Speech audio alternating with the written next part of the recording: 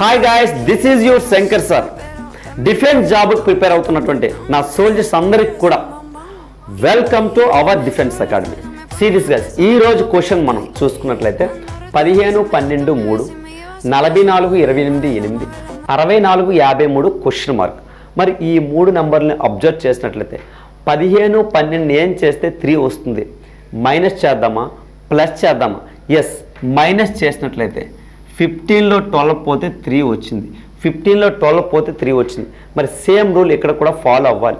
చూసుకున్నట్లయితే 44లో 28 పోతే 44లో 28 పోతే 16 వస్తుంది. మరి 16 ఇక్కడ లేదు కదా, 16 ఇక్కడ ఉందండి, లేదు, 16 ఇక్కడ లేదు. అంటే మనం తీసుకున్నటువంటి మెథడ్ అనేది రాంగ్, సబ్ట్రాక్షన్ కాదు, ఇంకేదో చెయ్యాలి. ఏంటి ఆ మెథడ్ చూసుకున్నట్లయితే 2 యాడ్ చేద్దాం. 2 యాడ్ చేస్తే ఎంత వస్తుంది సార్ మనకి?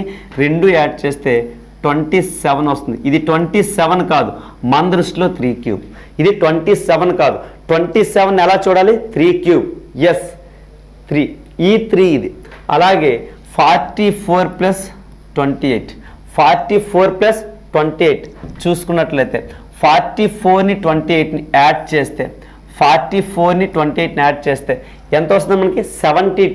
72. మరి ఇక్కడ క్యూబ్ నెంబర్ రాలేదు, ఈ మెథడ్ కూడా రాంగే ఏంటి.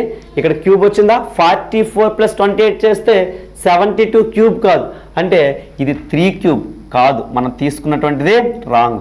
ఇప్పుడు ఈ రెండింటిని కూడా నంబర్స్ని అబ్జర్వ్ చేసినట్లయితే మనం 27ని 72ని, అంటే ఇది 3x9గా ఉంది, ఇదేమో 8x9గా ఉంది. ఏంటైతే మెథడు? ఇంటూ 9. ఇక్కడ కూడా క్వశ్చన్ మార్క్ ఇంటూ 9 చేస్తే ఈ రెండింటి యొక్క సమ్ రావాలి. అండర్స్టూడ్ గైస్, అర్థమైందా? ఫస్ట్ ఏమనుకున్నాం? సబ్ట్రాక్షన్ అనుకున్నాం, మెథడ్ అనేది రాంగ్ అయింది. ఇదే రీజనింగ్ ఇలాగే ఉంటుంది. ఫస్ట్ 15లో 12 తీసాం, 3 రాంగ్ అయిపోయింది. ఇక్కడ అప్లై అవ్వలేదు ఆ మెథడ్. ఈసారి 15 ప్లస్ 12 యాడ్ చేసి 27 చూడగానే మనకి ఏం గుర్తుకు రావాలి? 3 క్యూబ్. 3 ఉంది కాబట్టి 3 క్యూబ్ అనుకున్నాం. కానీ 44ని 28 యాడ్ చేస్తే క్యూబ్ రాలేదు, 72 వచ్చింది.